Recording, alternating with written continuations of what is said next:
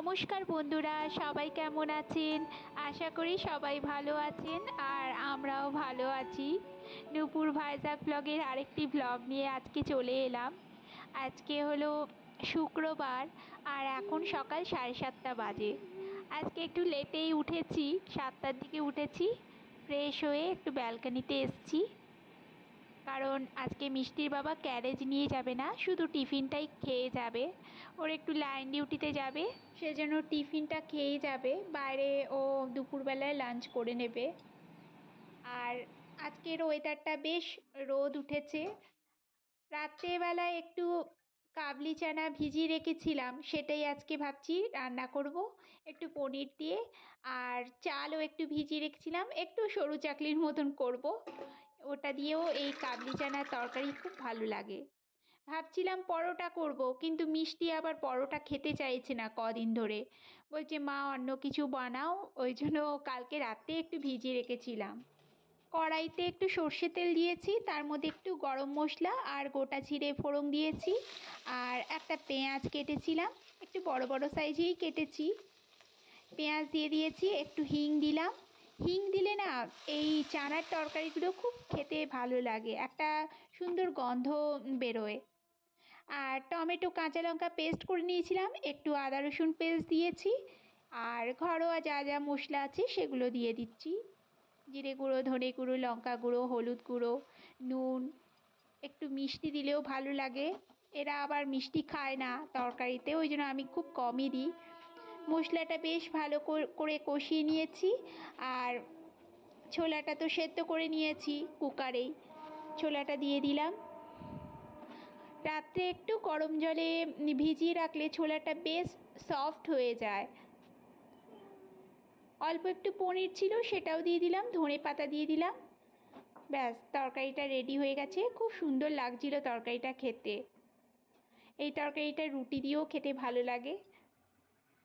এবার এই সরু চাকলিগুলো করে নেব। এটা বেশ গরম গরম কয়েকটা করে আগে মিষ্টিকে খাইয়ে দেবো, তারপর মিষ্টির বাবারটা রেডি করব। মিষ্টি আবার এইটা খেতে খুব পছন্দ করে, ওই জন্য মাঝে মধ্যে এটা বানাই। বা ধোসা খেতে খুব পছন্দ করে। কিছুদিন ধরে মিষ্টি একদম রুটি খেতে চাইছে না, ওই জন্য ভাবি না বাচ্চাটা যেটাতে পেট ভরে একটু ধোসা বা ইডলি এসবই করছি। মিষ্টির বাবাকে দিয়ে দিচ্ছি, ওর বাবাও এবার চলে এসছে ওকে ছেড়ে।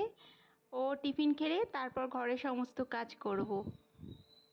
এখন সকাল 11:30 মতন বাজে। আমি স্নান করে পুজো দিয়ে চলে এসেছি। ঘরে সমস্ত কাজগুলো তো হয়েই গেছে, আর পুজোটাও হয়ে গেল। এখন মিষ্টিকে আনতে যাব একটু পরে। ওদের আবার 12টার দিকে ছাড়ছে এখন, কারণ এখানে তো আমাদের একটা ফেস্টিভ্যাল আসছে না তেলেগুদের, পঙ্গল বলে, ওই জন্য ওদের স্কুলে একটু তাড়াতাড়িই ছাড়ছে।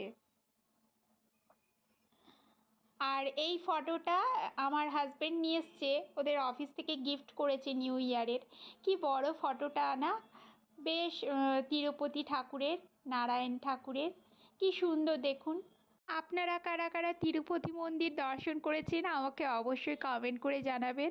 আমার তিরুপতি মন্দির যাওয়া হয়নি, কিন্তু আমাদের ভাইজাগের সীমাচলম মন্দিরে আমরা মাঝে মধ্যেই যাই।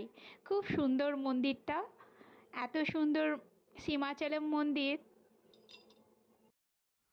কি হলো বাবা? দেখি দেখি, মুখটা দেখি। হাতটা সরাতো, যা একটা দাঁত নিয়ে চলে গেল। কোথায় পড়লো? ডাস্টবিনে। ডাস্টবিনে ফেললে? আমি আমি যখন ব্রেক খাচ্ছিলাম তখন আমি